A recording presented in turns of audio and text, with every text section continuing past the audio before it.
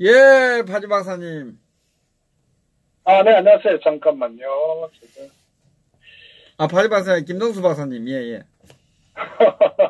혼돈을 자주 하시는 것 같아요. 헷갈립니다, 저도. 문치맨가 그거 닮아가 그런 것 같아요. 그 정신줄 놓으면 안 됩니다. 예, 알겠습니다. 알겠습니다. 아, 그래요. 글쎄, 뭐,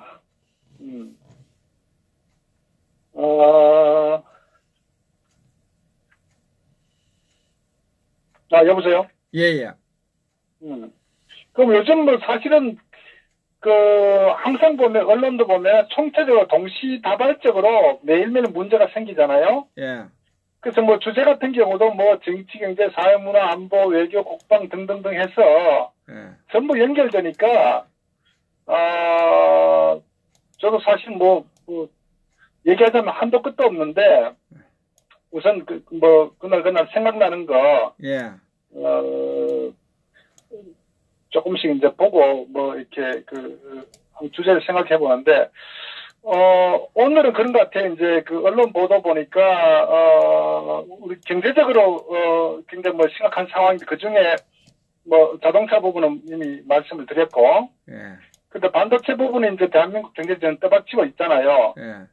수익을 안 그러면 벌써 상반기도 반도체 재고가 적자인데, 그런데 반도체 자체도 물론 시장과 앞으로 상황이 좋지 않은데, 오늘 보니까 일본에서 수입하는 불산 원료를 일본 정부에서 아마 수출한 한국에다가 수출한 걸 아마 못하겠다고 보도 나오더라고요. 예, 예. 근데 그 자체를 우리가 간단하게 보면 안 되고, 어저께도 제가 말씀드렸다시피 일본 고노다로 외상이 블룸버그 통신하고 얘기할 때 한국과 더 이상 일하기 힘들다. 그런 얘기를 이제 외무상이 얘기를 했단 말이에요. 사실 그거 간단한 일이 아니거든요. 예.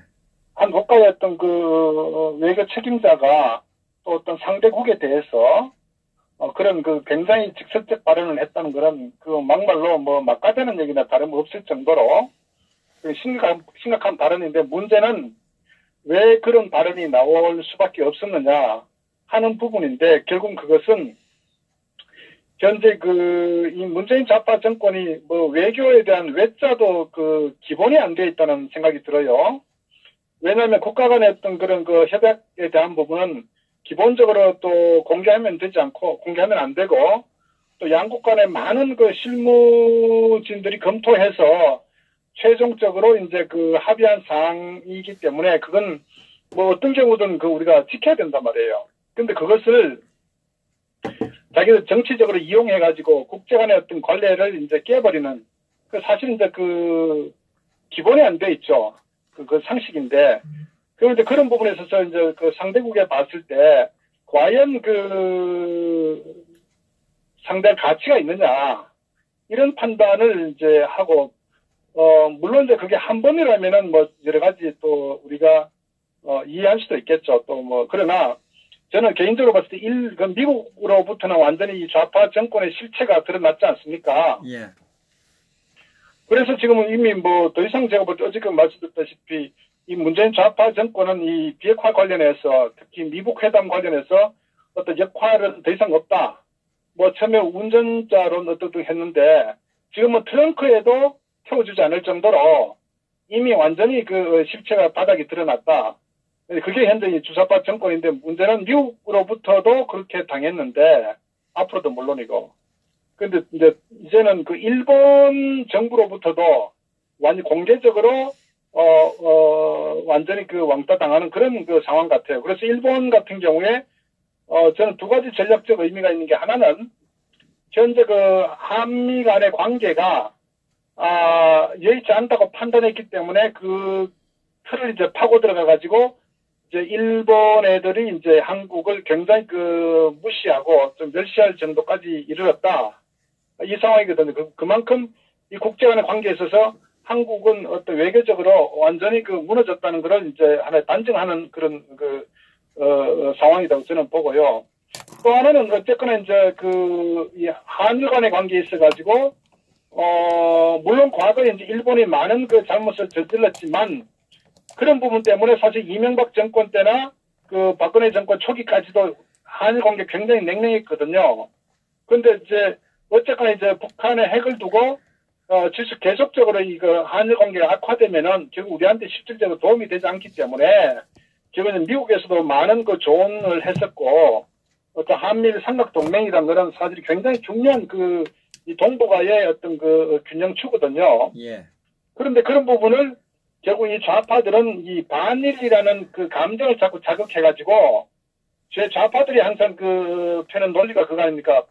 반일을 해가지고 이 친일이라는 논리를 펴가지고 이제 국민들 감정을 자극해가지고 결국 좌파들의 어떤 자기들이 그 정치적으로 이용하는 그런 그 논리를 펴왔거든요. 그래서 어떤 의미에서 보면은 지난번 대법에서 이런 그 한일 그 65년도 합의 사항에 대해서도 그거를 이제 일방적으로 도외시하고 무시하고 어떤 그 별도의 어떤 선고를 했다는 거는 판결했다는 거는 굉장히 사실 좀 정치적이고 어떤 그 노림수가 있다. 저는 그렇게 봅니다. 그렇게 해가지고 반일 감정을 자극한다는 거는 우파를 친일로 이제 몰아붙여가지고 저들이 남북 간의 어떤 우리 민족이라는 그런 맥락으로 좀 정치적이고 좀 전략적 의도가 숨어 있다. 저는 그렇게 보고요. 결국 이제 그런 부분에 있어서 일본에서 봤을 때 보면은 이 말도 안 기가 차거든요. 도대체 이게 나라냐, 국가냐 할 정도로, 상당히 일본에서는 도무지 이해할 수 없는, 특히 선진국의 어떤 국가의 입장에 봤을 때는 도저히 있을 수가 없는 그런 어떤 작태를 보였기 때문에, 결국 이제 이 고노다라 외상이, 결국 이제 미국 언론과에서도 이제 이 구체적으로 특정 국가 한국이란과 더 이상 일을 할 수가 없다 정도로 엄청난 불만을 쏟아냈는데 저는 그런 바닥이 일본 내 어떤 전체적인 대한민국을 바라보는 어떤 시각이다. 정치권에서, 행정부에서. 그래서 그런 부분을 그러면 한국을 어떻게 막말로 물 먹일 것이냐. 하는 측면에서 저는 대한민국의 어떤 반도체가 가장 중요한 경제의 어떤 한 축이기 때문에 거기에 어떤 들어가는 이 불산이라는 원료를 수출 공급을 중단시켜버리는 저는 그런 정치적 의도가 있다 이렇게 봅니다. 그렇게 되면은 미국 같은 경우에 이 남북 간의 관계에 있어서 우리가 어떤 경협에 대한 그거를 우리가 일방적 퍼주기 할 경우에 세컨더리 보이콧이나 미국도 경제적으로 제재를 하겠죠. 그러나 일본 같은 경우도 결국은 이제 그런 정치적 배경 하에서 결국은 이 반도체 어떤 중요한 불산이라는 원료를 수입 공급 중지시켰다. 저는 이렇게 판단을 합니다. 결국은 우리가 이제 그걸 좀 확장해 보면은 결국 이제 외교 부분에서 완전히 고립됐다. 사실은 전 세계 많은 국가들과 외교적 관계 갖고 있지만은 이 한미일 관계라는 것은 이 동북아에서 너무너무 중요하거든요. 중국을 견제하고 러시아를 견제하고 또 북한을 견제하는 데 있어서 그것이 미국의 어떤 동북아 정책과도 상당히 이제 전략과도 맞아 떨어지는 이런 부분인데 결국 이제 이 문재인 좌파 정권이 구조의 틀에서 이제 벗어나는, 그러니까 어떤 반미 어떤 정책의 어떤 그런 연장성상이다 보고요. 그래서 일본도 그런 재반적인 상황을 고려해서, 이 한국에다가 일종 보복, 어떤 불만, 이런 표시 중에 하나가 저는 이제 불산, 이 수출 금지하는 그런 행정적, 조치를 취한 거 아니냐, 이렇게 봅니다. 그만큼, 이제 대한민국은 상황이 완전히 고립되고 있다. 사실 정치적인 문제, 경제적인 문제 두 축이 항상 원활하게 흘러가야 되거든요.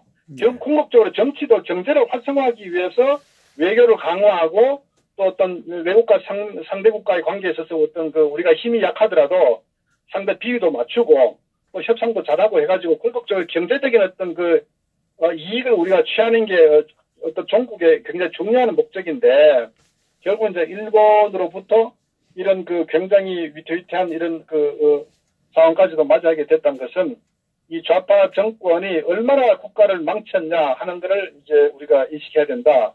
저는 그런 측면에 있어서 결국 오늘날 이 대한민국이 이렇게 망가지는 데 있어서 1등 공신이 누굽니까?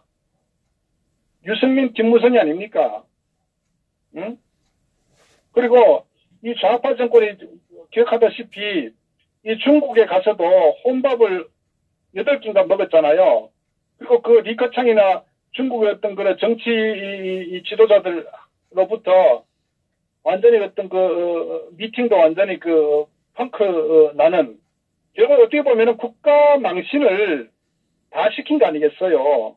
그래서 중국 가서 뭐 중국몽을 함께 한다는 이런 정말 정신 나간 소리를 하지 않나. 그러니까 중국에 봤을 때는 하나의 대한민국 주권 국가로서의 권리를 포기한 거예요, 그게.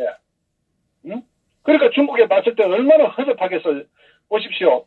우리가 이 대한민국과 북한과의 경제적인, 외교적인 모든 어떤 비교를 하더라도 북한은 게임이 안 되는 거예요.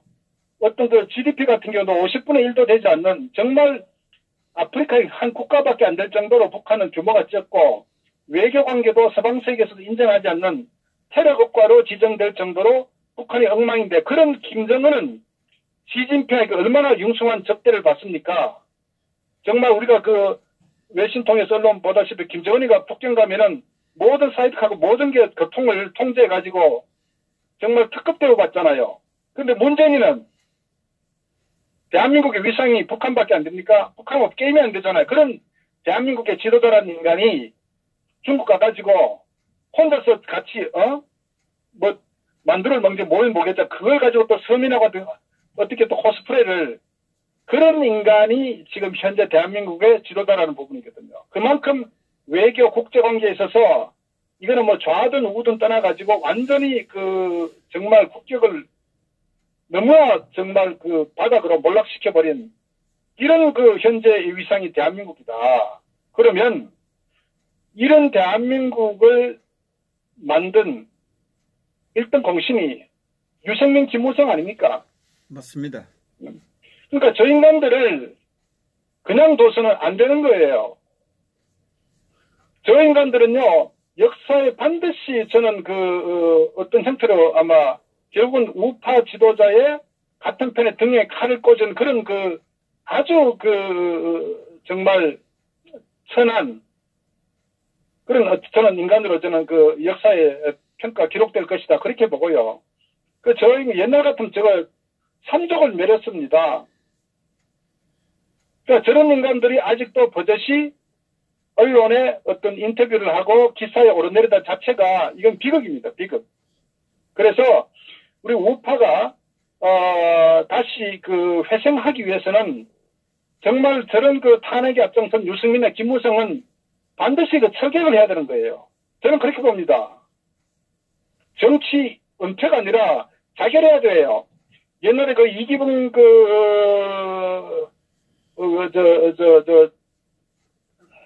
부통령 같은 경우도 결국 자유당에 몰락하면서 다 죽었던 자결했잖아요. 네.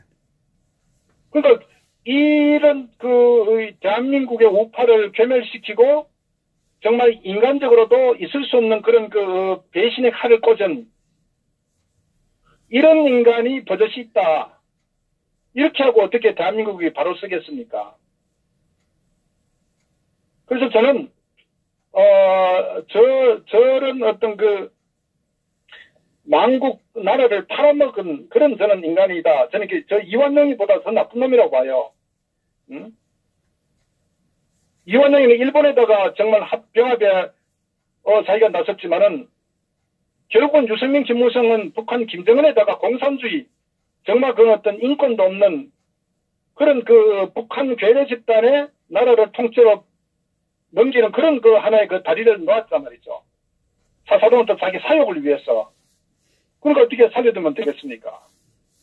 그러니까 저 인간들은 저들 스스로 어떤 한 행위에 대해서 지금 경제적으로 수많은 서민들, 또 어떤 사각지대에 있는 분들, 또 제조업하는 자영업, 힘이 없는 사람들이 길거리에 내몰리고 가족이 해체되고 부도가 나고 정말 희망이 완전히 사라지고 청년들이 완전히 갈 길을 잃어버리는 이런 어떤 대한민국의 현실에 가장 중요한 역할을 한 인물이 유승민, 김무성이라는 이 집단들이란 말이에요.